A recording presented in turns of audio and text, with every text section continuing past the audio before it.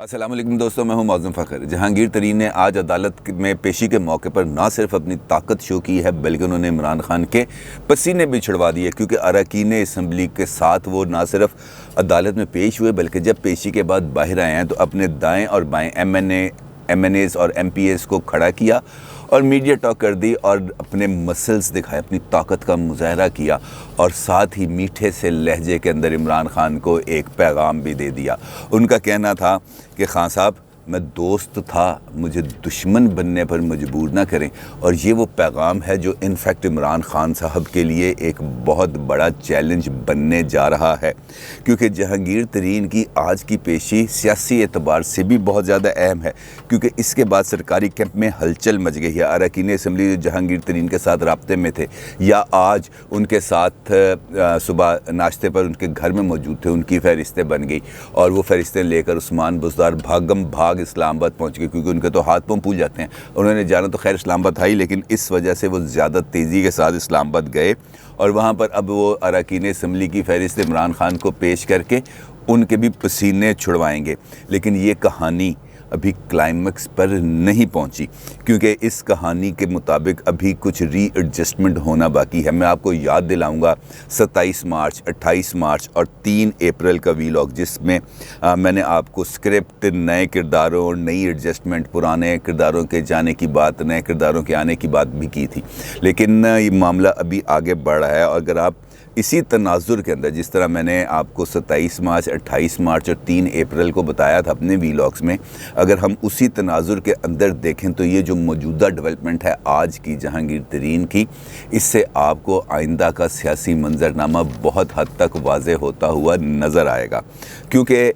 इस तरह मंज़र में रहने वाले मंज़र से कुछ देर के लिए आउट हो जाएंगे और कुछ जो मंज़र में अभी आ रहे हैं वो अब स्क्रीन को ज़्यादा देर तक कैप्चर रखेंगे, क्योंकि अब स्क्रिप्ट राइटर ने वो जो खाका जिसके बारे में मैंने आपको आगाह किया था, उस खाके के खद्दो खाल को नुमाया करना शुरू कर दिया है। उसके खाके के अंदर जो तस्वीर है उसको थोड़ा सा उजागर करना शुरू कर दिया। लेकिन सवाल ये पैदा होता है कि अब होगा क्या, क्योंकि इमरान खान मेरे हिसाब से अब इमरान खान एक बदतरीन सियासी बहरान का शिकार होने जा रहे हैं, क्योंकि बहुत जल्द हम ये देखेंगे कि और अरकान असम्बली जहांगीर तरीन के न सिर्फ कैंप में नज़र आएंगे बल्कि हमें ईवान के अंदर और ईवान के बाहर भी जहांगीर तरीन के हक़ में आवाज़ें बुलंद होना नज़र आएंगी। जहांगीर तरीन अगरचे अपने नए सियासी सफ़र के बारे में कुछ अहम फ़ैसले कर चुके हैं और इसका इशारा भी कल हमें मिला जब पीपल्स पार्टी की रहनुमा शैला रज़ा ने एक ट्वीट किया, जिसके अंदर उन्होंने इस बात का इशारा दिया कि जहांगीर तरीन की मखदूम अहमद महमूद के साथ मुलाकात हुई और अब वो नेक्स्ट वीक कराची में आसिफ अली जरदारी साहब से मुलाकात करेंगे और मुमकिन तौर पर पीपल्स पार्टी में शमूलियत इख्तियार करेंगे। लेकिन ये शैला रज़ा का ऐलान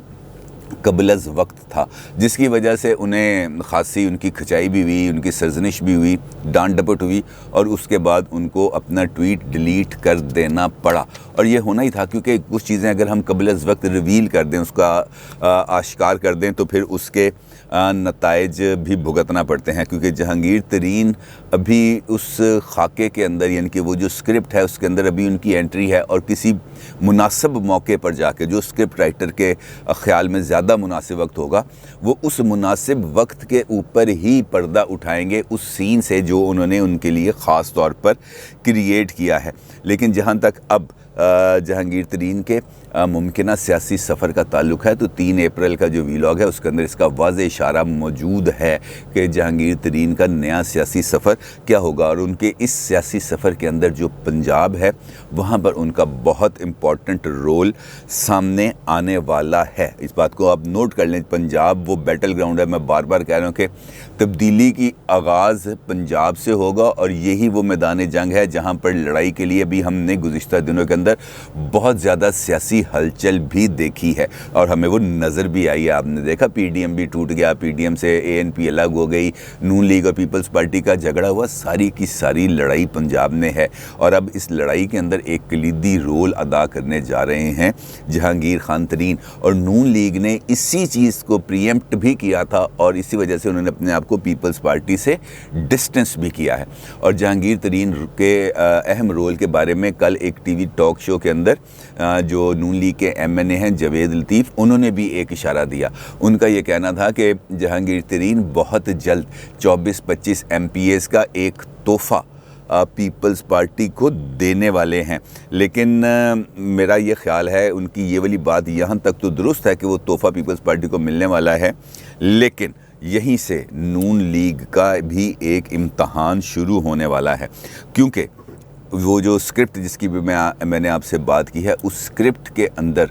जो एक एंट्री है वो शायद शहबाज शरीफ साहब की भी हो, लेकिन वो उनके भाई की यानी मियां नवाज शरीफ साहब की इजाज़त के साथ ही होगी, क्योंकि इस स्क्रिप्ट के अंदर जो भी लिखा जा रहा है पंजाब में तब्दीली के हवाले से नून लीग का किरदार अहम, क्योंकि अगर ये 24-25 लोग जो जहांगीर तरीन तोहफ़ा देंगे पीपल्स पार्टी को, ये पीपल्स पार्टी के साथ आ भी जाएं तो पीपल्स पार्टी तो इस पोजीशन में भी नहीं है कि वो असम्बली का इजलास अकेले रेक्विजिशन करके बुला सकें। उन्हें लामहला ज़रूरत पड़ेगी नून लीग की, और नून लीग इस मौके को बहुत अच्छे तरीके से ना सिर्फ यूटिलाइज़ करना चाहती है बल्कि अपनी पॉलिटिकल पोजीशनिंग को भी बहुत ज़्यादा सिक्योर करना चाहती है। और यही वो मामला है, यही वो नुक्ता आएगा जहाँ पर स्क्रिप्ट राइटर्स के लिए एक प्रॉब्लम क्रिएट होगा, क्योंकि अगर नून लीग अपनी पोजीशन से पीछे नहीं हटती और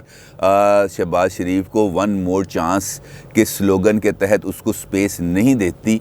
तो फिर मुझे ये लगता है कि स्क्रिप्ट राइटर्स ये सोचने पर मजबूर हो जाएंगे कि इस ड्रामे को थोड़ा सा तूल दिया जाए या एक नए ऑप्शन पर काम किया जाए, और वो ये ऑप्शन है कि पंजाब में मौजूद सियासी सेटअप का ख़ात्मा, यानी असम्बली की तहलील, जो भी मुझे मौजूदा हालात में इस वजह से भी कुछ ज़्यादा वायबल नज़र नहीं आ रही कि माशी सूरत हाल इस वक्त की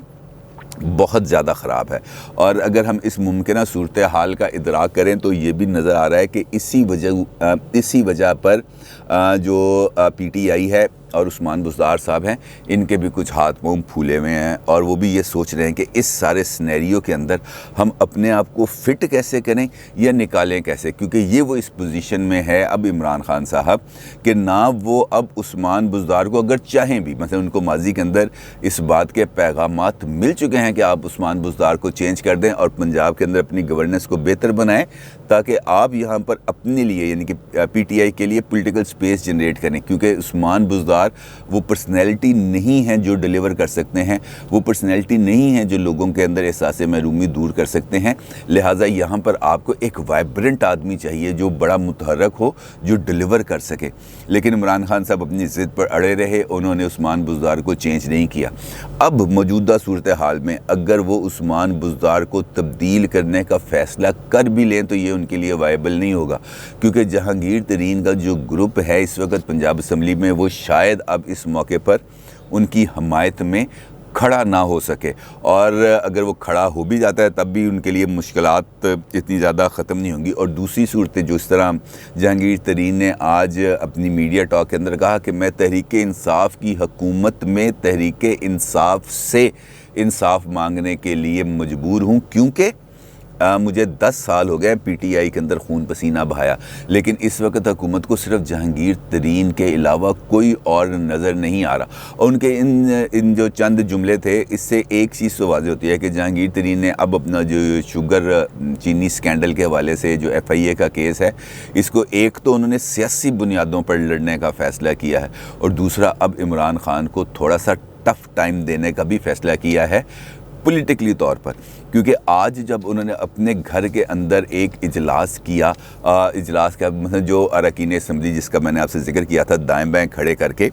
तो बड़ी इंपॉर्टेंट सूरत हाल, बड़ी नाजुक सूरत हाल है, क्योंकि 3 MNAs उनके दाएं बाएं मौजूद थे और 12 MPAs मौजूद थे। और मैं आपको उनके नाम बताऊँ, उनके अंदर सूबाई वज़रा भी मौजूद थे। जो MNAs मौजूद थे आज सुबह उनके घर में और अदालत में, उनमें है राजा रियाज, ये MNA हैं, ग़ुलाम बीबी भरवाना ये MNA हैं, ग़ुलाम अहमद लाली ये MNA हैं, सूबाई वज़ीर हैं नोमान लंगड़याल, जवार वड़ाइच, नज़ीर बलोच, असलम भरवाना, ताहिर रंधावा, चौधरी इफ्तिखार गोंदल, ग़ुलाम रसूल सिंघा, सलमान नईम, सज्जाद, अब्दुल हई दस्ती, अमीर मोहम्मद ख़ान और खुर्रम लगारी। ये वो लोग थे जो जहांगीर तरीन साहब की रिहाइशगाह पर आज सुबह मौजूद थे, बल्कि ये वो तमाम असहाब हैं जो उनके साथ गए हैं आज अदालत में, और अदालत में पेशी के अंदर जो कमरे अदालत है वहाँ पर मौजूद रहे हैं, और बाहर निकल के ओपनली इन्होंने जहांगीर तरीन की हमायत का ऐलान किया है।